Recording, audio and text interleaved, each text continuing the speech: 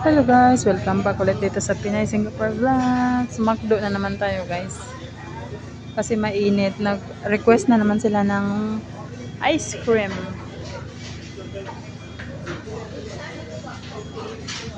Every Friday na lang guys, McDo.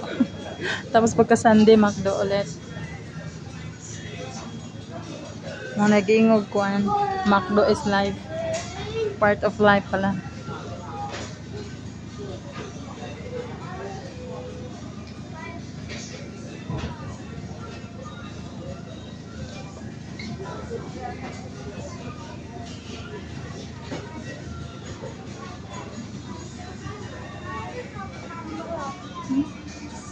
$2.5 it is.